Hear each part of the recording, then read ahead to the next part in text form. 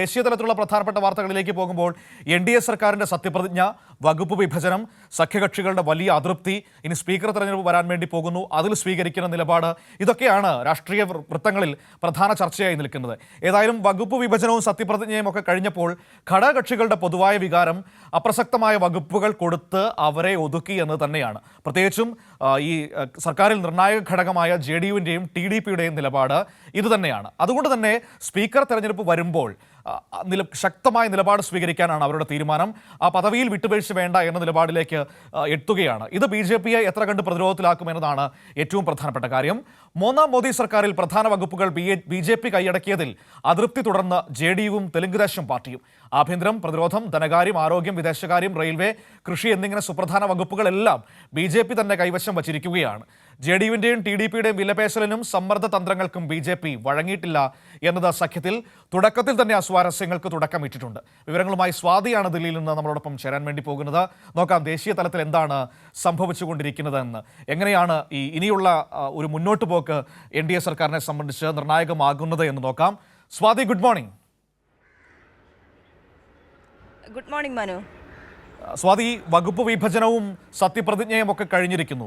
പക്ഷേ വലിയ തോതിലുള്ള അസ്വാരസ്യങ്ങൾക്ക് തുടക്കമായിരിക്കുകയാണ്. കാരണം പ്രധാനമായും JDUവിൻ്റെയും TDPയുടെയും കൂടാതെ ശിവസേന ഷിൻഡെ പക്ഷം, NCP അജിത് പവാർ പക്ഷം, ഇവരുടെയൊക്കെ ഒരു പൊതുവായ നിലപാട് അപ്രസക്തമായ വകുപ്പുകൾ കൊടുത്ത് ഒതുക്കി എന്നാണ്.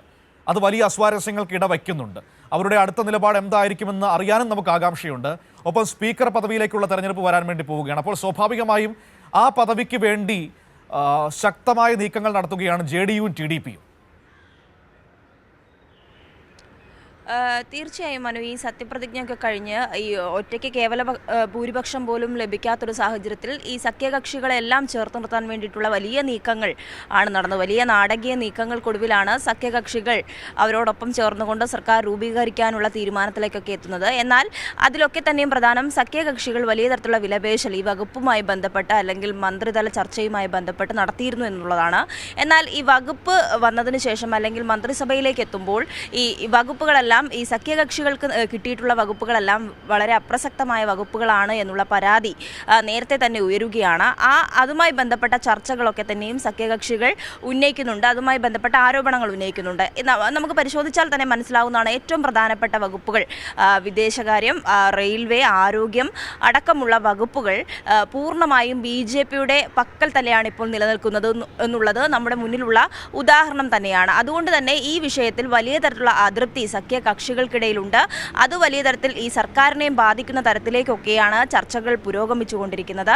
പ്രത്യേകിച്ചും അശ്വിനി വൈഷ്ണവിനടക്കം 3 വകുപ്പുകളൊക്കെ നൽകിയത് മോദിയുടെ ഏറ്റവും അടുപ്പക്കാരനാണ് അല്ലെങ്കിൽ വിശ്വസ്തനാണ് എന്നതൊക്കെ ഊട്ടിയുറപ്പിക്കുന്നതിനുള്ള നീക്കങ്ങളാണ് അത്തരത്തിൽ 3 വകുപ്പുകളൊക്കെ തന്നെ നൽകിയിട്ടുള്ളത്.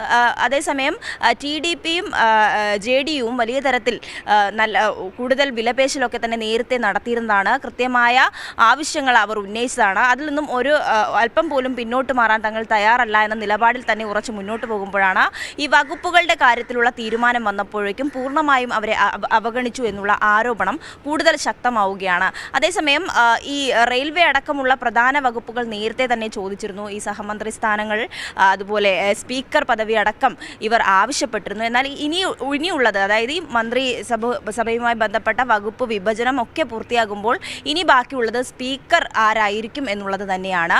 അപ്പോൾ TDPയും JDUവും സ്പീക്കർ പദവി ആർക്ക് നൽകും എന്നുള്ളതിലുള്ള വലിയ ആശങ്കയിൽ തന്നെയാണ്. അവർ അതിൽ കൃത്യമായ നിലപാടിൽ ഉറച്ചു തന്നെ മുന്നോട്ട് പോവുകയാണ്. സ്പീക്കർ പദവി തങ്ങൾക്ക് കിട്ടണം എന്ന ഒരു സമീപനത്തിൽ തന്നെയാണ് അവർ നിൽക്കുന്നത്. അതേസമയം നേരത്തെ സ്പീക്കർ പദവി ലഭിച്ചില്ല എങ്കിൽ ഡെപ്യൂട്ടി സ്പീക്കർ പദവിയിലേക്കെങ്കിലും ഉയർത്തണം എന്ന ആവശ്യം TDP നേരത്തെ ഉന്നയിച്ചിരുന്നു. എന്തായാലും ഇപ്പോൾ നിലവിലുള്ളത് സ്പീക്കറുമായി ബന്ധപ്പെട്ട ചർച്ചയാണ്.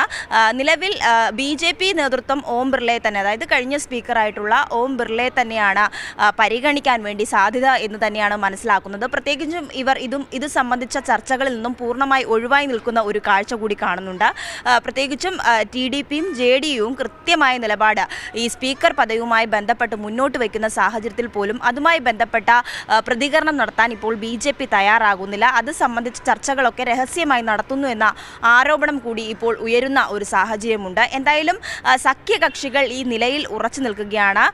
ഓം ബിർള ഇപ്പോൾ മന്ത്രിസഭയിലടക്കം അല്ലെങ്കിൽ വകുപ്പ് വിഭജനവുമായി ബന്ധപ്പെട്ട വാർത്തകൾ പുറത്തു വരുമ്പോൾ അതിലൊന്നും തന്നെ ഉൾപ്പെടാതെ നിൽക്കുന്നതുകൊണ്ട് തന്നെ ഈ തവണയും ഓം ബിർളയെ വീണ്ടും സ്പീക്കർ ആക്കിയേക്കാം എന്നൊരു സാധ്യതയാണ് ഇപ്പോൾ മുന്നിലുള്ളത്. ഇത് സഖ്യകക്ഷികൾക്കിടയിൽ വലിയ തരത്തിലുള്ള ആശങ്ക ഉണ്ടാക്കിയിട്ടുണ്ട്. വലിയ തരത്തിലുള്ള ആരോപണങ്ങൾ മോദിക്കെതിരെയും ഗവൺമെന്റിനെതിരെയും ഉന്നയിച്ചുകൊണ്ടിരിക്കുകയാണ്.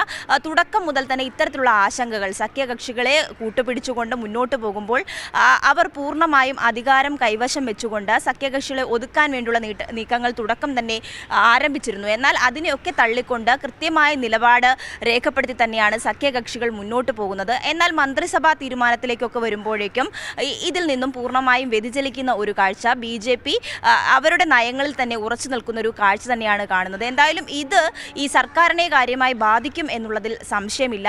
പലയിടങ്ങളിലും തർക്കങ്ങൾ ഒക്കെ രൂക്ഷമാകുന്ന ഒരു സാഹചര്യത്തിൽ ഇനി സ്പീക്കർ പദവി ആർക്കായിരിക്കും എന്നുള്ളത് തന്നെയാണ് ഏറ്റവും പ്രധാനമായി നോക്കിക്കാണുന്നത്. മനു, ശരി, ഓക്കെ, താങ്ക് യു സ്വാതിയാണ് അപ്പോൾ ഈ വിവരങ്ങൾ നമുക്ക് നൽകിയത്. ഏതായാലും ഇനിയിപ്പോൾ സ്പീക്കർ തെരഞ്ഞെടുപ്പ് വരുമ്പോൾ ഈ സഖ്യകക്ഷികളുടെ നിലപാട് എങ്ങനെയായിരിക്കും എന്നതാണ് ഏറ്റവും പ്രധാനപ്പെട്ട ഒരു രാഷ്ട്രീയ കൗതുകമായി ദില്ലിയിൽ നിൽക്കുന്നത്. സ്വാഭാവികമായും സ്പീക്കർ പദവി BJP വിട്ടുകൊടുക്കാൻ തീരെ സാധ്യത കാണുന്നില്ല. പക്ഷേ ആ പദവി വേണമെന്ന് TDPയും JDUവും അല്ലെങ്കിൽ നിലപാടെടുക്കുന്ന ഒരു സാഹചര്യമുണ്ട്. അവർ അതിൽ ഉറച്ചു നിന്നാൽ വലിയ ബുദ്ധിമുട്ടാകും കാര്യങ്ങൾ എന്ന് തന്നെയാണ് ഏറ്റവും പ്രധാനപ്പെട്ട കാര്യം.